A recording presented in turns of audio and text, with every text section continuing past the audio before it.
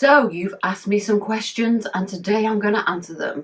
Are you ready to hear the questions and answers from fellow cleaning business owners?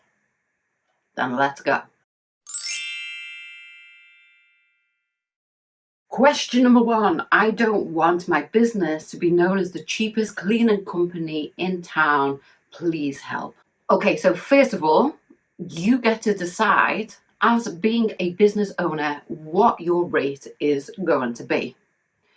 And in order not to be seen as the cheapest cleaning company and service in town, I would first of all suggest that you do some market research and have a look in your area. What are the top rates? What are the bottom rates? What seems to be the general rate? And what is it in the quality of service or delivery that separates the top charging company from the lowest charging company? The second thing I would suggest for you to do, and that is finding out who your ideal client is. Because if you know who it is that you want to attract, you will know how to market to them specifically.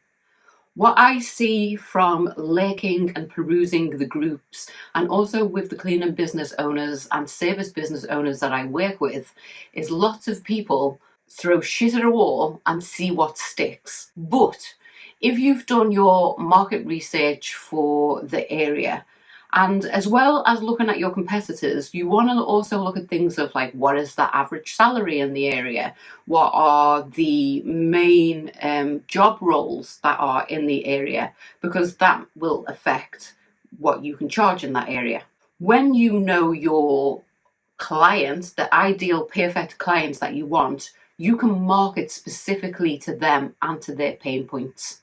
And if you can solve somebody's pain on a consistent and reliable basis, they will be like, take my money.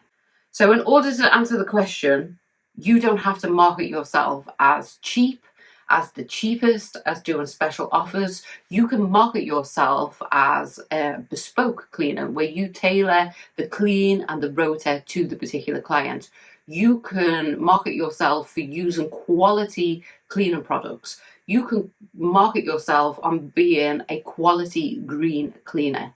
You can market yourself on the fact that you are trained in speed cleaning techniques, on kosh, on deep cleaning, on infection control. There are many, many qualifications. I've got like a zillion of them. And I use them to market myself as a professional and to charge more money than Debbie with the bucket down the road who just wants to earn some cash in the hand and get in and get out. Question 2. What do you say during quotes to help sell yourself as a business? So first of all, I have a video on how to do a domestic quote, and I will link that to this video and put it in the description below. When I get to the property, I always have with me a quote form template. So that has all the questions that I need to know, not only to service their clean and hit all of the points that the client wants to hit, and that is a priority to the client, but it also has marketing questions on there, like how did you hear about us? Have you used other cleaners before? What was the problem with other cleaners? Where do you keep the mop bucket? What are your preferred scents? All these different things that are on the form, I will also link that in the description below. I would absolutely recommend doing a walk around the property. This allows you to see the general tidiness of the property, the clutteredness, how many ornaments, what is there on the wall. It will allow you to see what the limescale build-up is on the taps and on the shower screen and on the shower heads. And it will allow you to have a quick look down at the skirting boards and marks on the wall and so forth. Once we finish the tour, we'll go downstairs and I hand the client a testimonial book. So I like to do online reviews, but they can also be faked. And I like a paper-based, tangible reference form that clients can pick up and look through. So when we sit down and I'm finishing up the last of my quote information that I need, I hand the testimonials to the client. In the testimonials, it'll have a copy of the terms of business and they will see a copy of my latest insurance documents. Then it is page after page after page after page of testimonials. I have got so many of these books now. And when the client is looking through, they can see the different handwritings. There's the person's name and the area that they live, and a bit more detail than you can put onto an online review for GDPR and whatnot. They can also ask me questions as they're going through it, and this helps sell it from like a don't just take my word for it, take all of these people's words for it that I have been servicing. The third thing I do after doing the quote sheet and giving the clients the testimonial is I speak in a way that I've already got the job. I am not talking in ifs. I'm not talking in when you, if you. I am talking in the so what date is good for you to book in your first clean? Shall I collect a key from you now, Mr. Blogs? Or would you like me to pop back and pick up another one? Or would you like me to post it and come back? What's the key arrangements? Would you like to use my products or your products, Mr. Client? And I just automatically talk to the client as if I have got the job and it's in the bag.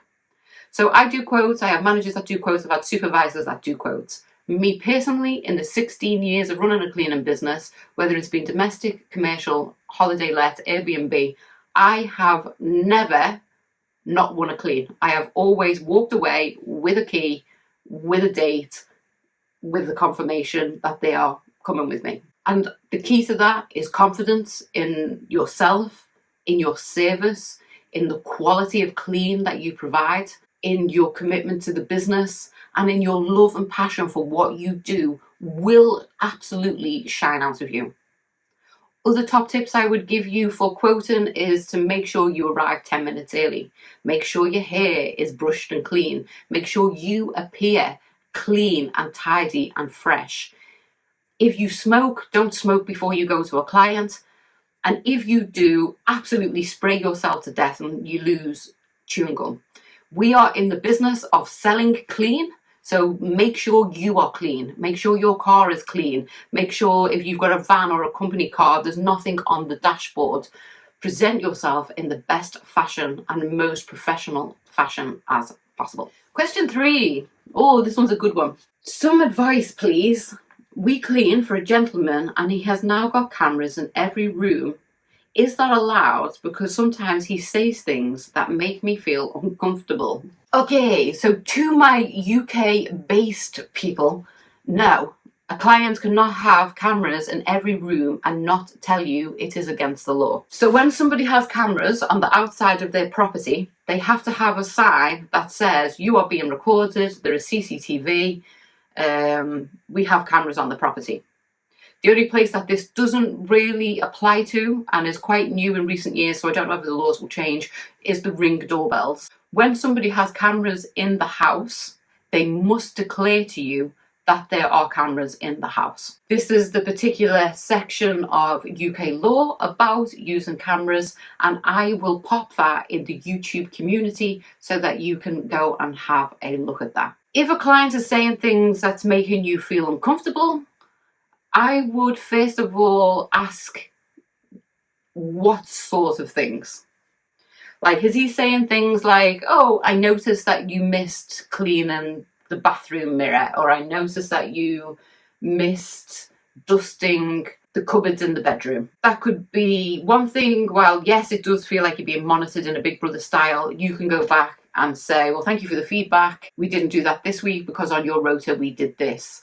Or I'm very sorry that we missed that, but we spent extra time doing da-da-da. Or I'm completely sorry that I missed that. I'll make sure that it gets done moving forward. However, if your client is saying things like, I thought you looked really pretty in that pink top that you wore, or I really like the way you look when you're cleaning the shower screen, or I really like the way that you look when you are on your hands and knees cleaning the skating boards, then that's a big old red flag, and I would consider even sacking that client, because nobody wants to work for somebody that gives you the heebie-jeebies. But in answer to the question, you have to absolutely declare that there are cameras, and you have to declare whether they have audio or not audio. Okay, next question. And I see this question an awful lot. So the question is, when you have employed staff, do you have to pay the staff travel time when they are driving from job to job? Does this include their drive from their home to their first job in the morning and from their last job home at night? Okay, so this is 2 separate questions. First, let's answer the second part of the question first. So In regards to, do you have to pay them from their home to the first job and from the last job back home? The answer is no. Because anybody that works anywhere, so if you were working at Tesco, you would still have to drive to Tesco and your shift doesn't start until you get to your branch. The same way as when you finished your shift at Tesco's, you then drive home, you are not on company time. So the drive to and the drive back, no. First part of the question, do you have to pay your staff travel time when driving from job to job? Yes, you do. It is not legal in the UK that you have to pay mileage, but it is absolutely legal that you have to pay travel time. So if your cleaner Betty is going from clean 1 to clean 2 to clean 3, we're not paying her on the way to clean 1, but between clean 1 and 2 and 2 and 3, she should be paid for all travel time from job to job. If you ask Betty to pop into a cleaning suppliers and pick up a mop, or you ask her to pick up a pack of cloths or pick up some extra bleach if she's run out, that is also travel time that has to be paid for. If you ask Betty to collect a key from Mr. Bloggs, that is also travel time. The easiest way to break it down is if any of your staff are doing any driving and travelling for work, you have to pay them because they are not picking up keys because it's their hobby. They are not going to pick up extra mops for the crack. They're doing it because it's needed for a work thing and therefore they need to be paid for work. Mileage is discretionary because there is not a set law against it.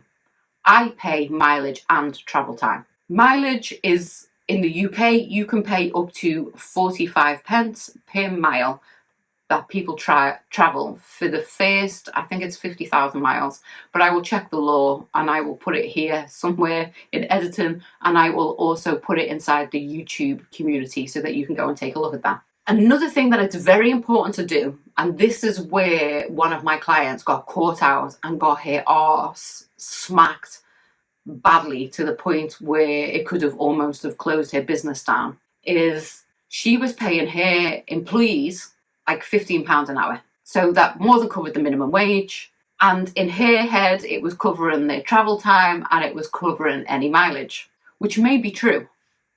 Absolutely. She had records, to back it up. However, she had a falling out with a member of staff and the member of staff phoned up HMRC on her.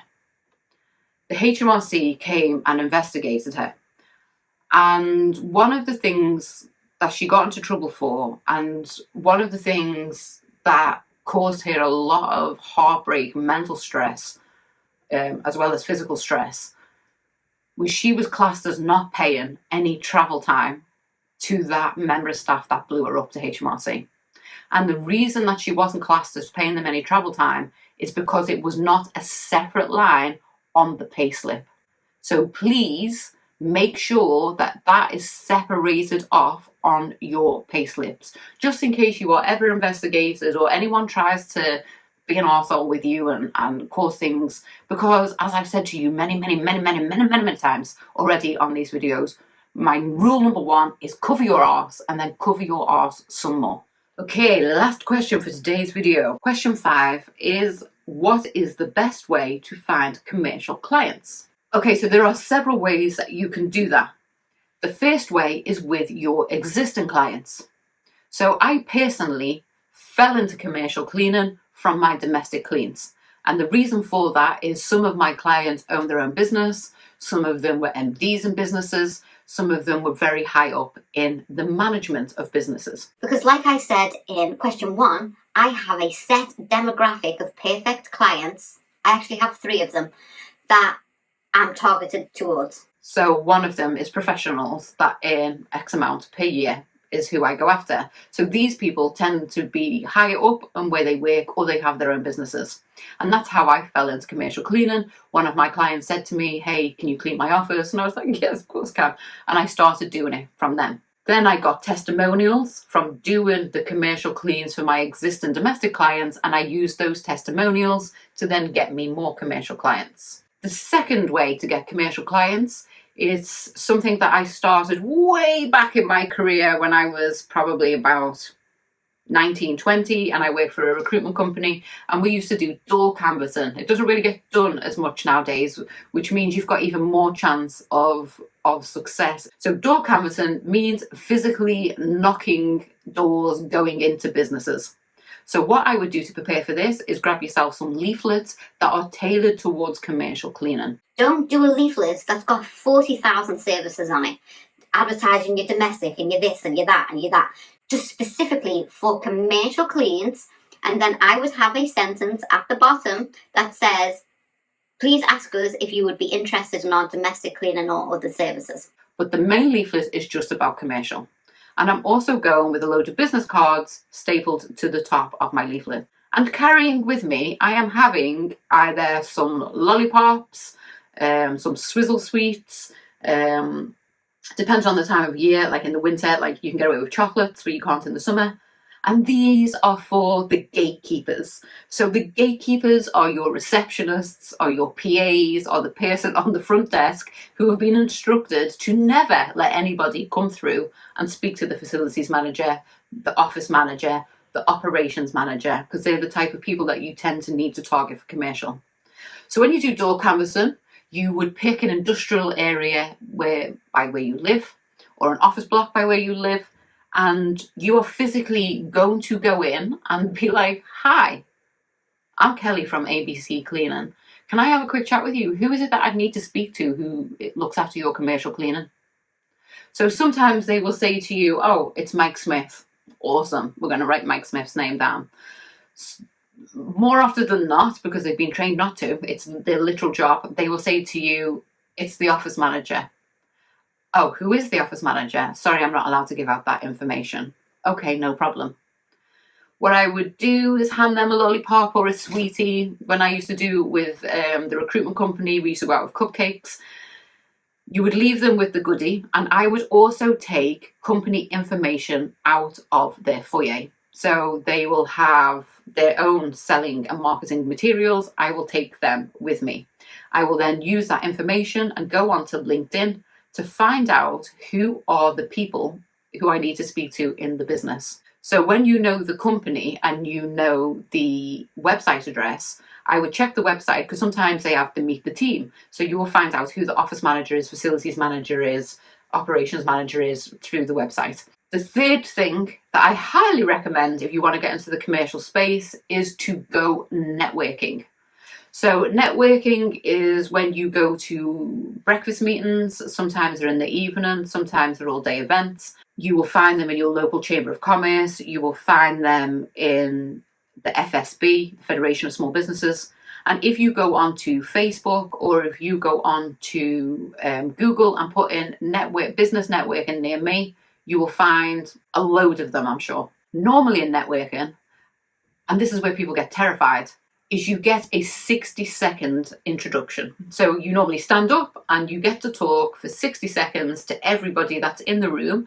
Tell them your name, your company, what you do, what you can help them with. The fourth thing to do is to get on LinkedIn. So for those that don't know, LinkedIn, to me anyway, it's like Facebook for business. It's not my favorite platform. It can be a bit of a cheesy platform, sometimes a bit of a cringy platform when you're on there, but it is business to business networking. So this is where you can use it to research businesses in your area. You can use it to research who are the people that you should be talking to.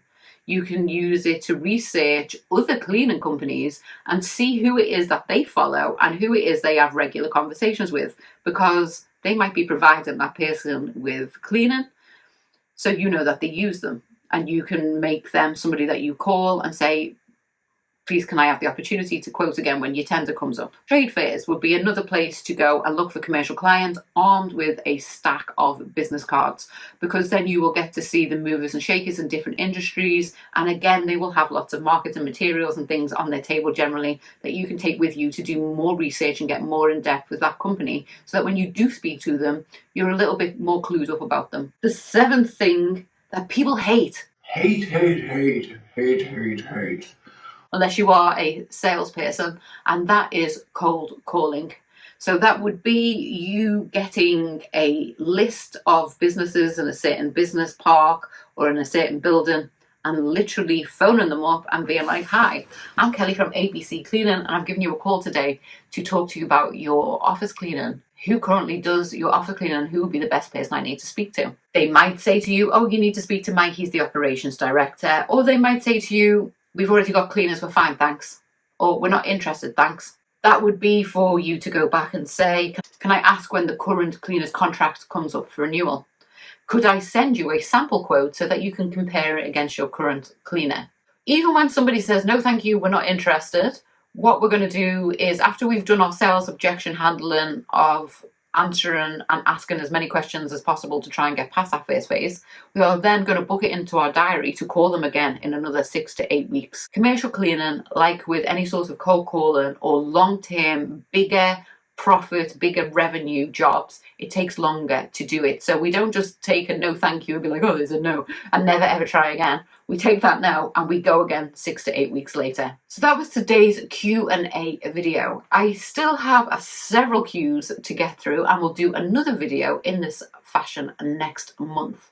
But if you have got a question that you would like to submit to see me answer, I'm going to drop all of those details below so that you can submit a question to me to be answered on video form. The way I see it is that I think if I've got a question about my business, then so will somebody else about their cleaning business. And also sometimes some of us have been through things that other ones of us have not, or have more experience in certain areas. So I think when we ask questions, we can all learn from one another. Let me know in the comments, did you like this style of video? Would you like to see more question and answer videos? And is there anything that I can help you with right now? That's all from me. Thank you very much for your time. And I'm going to be back here next Wednesday with a brand new video. So until then, you stay sparkling. Bye-bye.